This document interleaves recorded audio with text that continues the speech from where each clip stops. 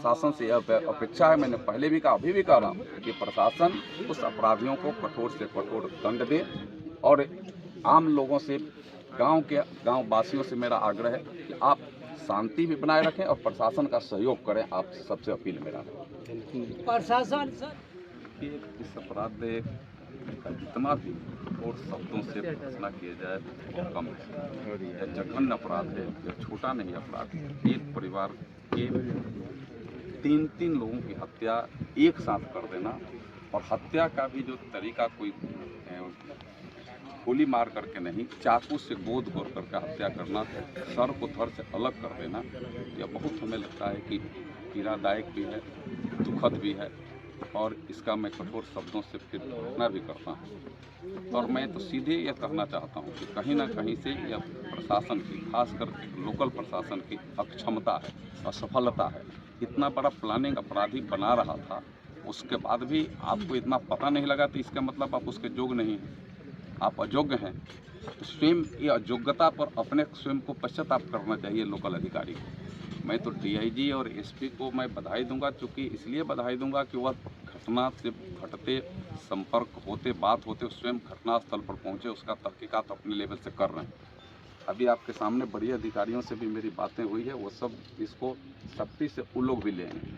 और हमें इतना विश्वास के साथ कहते हैं कि कानून अपना पूरा रूपे न काम करेगा, कोई अपराधी बख्शा नहीं जाएगा, हर अपराधी के ऊपर कठोर कार्रवाई होगी।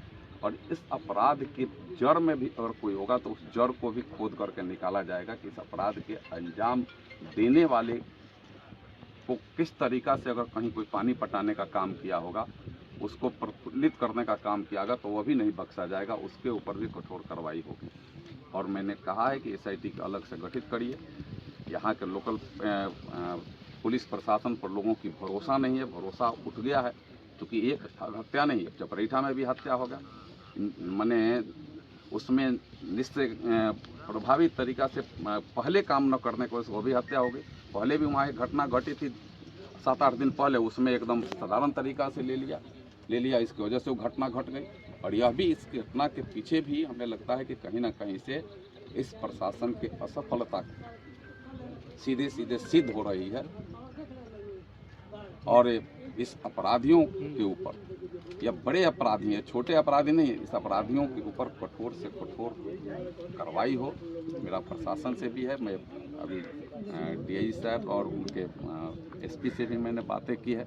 आवश्यकता के अनुसार मैं डीजीपी, मुख्यमंत्री और अधिकारियों से भी मैं बात करूंगा कि किसी तरीक़ा से अपराधी छूटे नहीं, अपराधी को कहीं को किसी तरीक़ा से कोई राहत पहुंचाने का काम न करे। कोई राहत पहुंचाने का काम करेगा उसके ऊपर भी कानूनी कार्रवाई।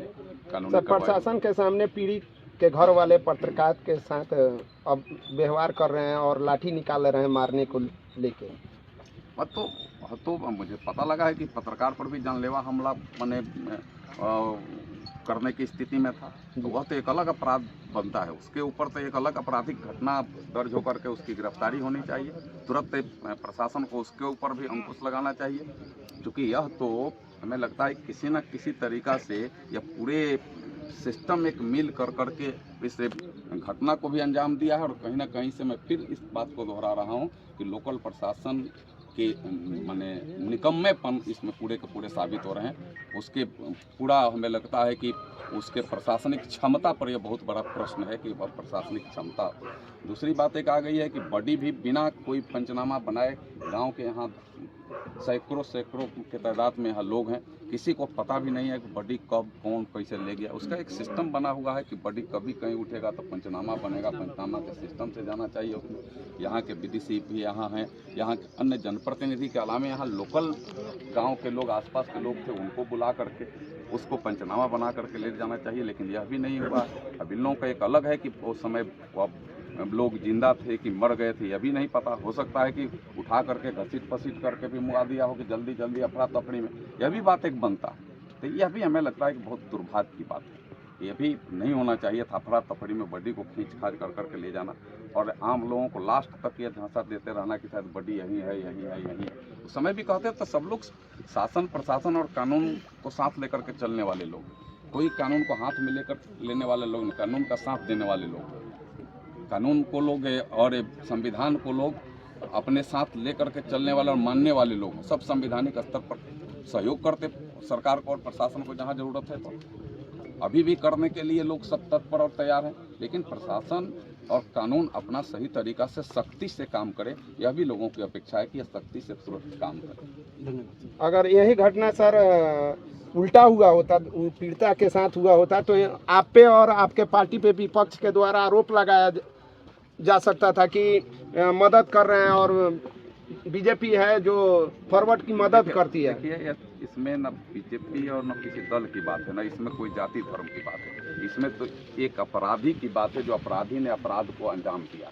इसमें कोई जाति की भी बात नहीं है, कोई पार्टी की भी बात नहीं, इसमें तो अपराधी की बात है।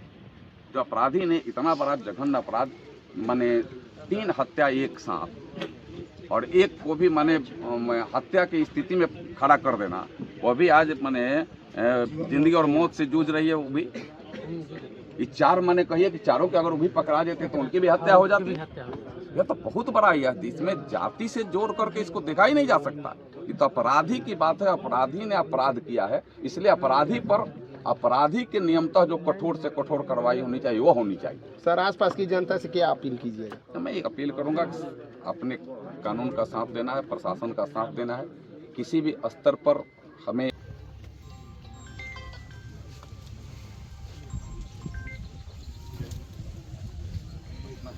बैठिएगा।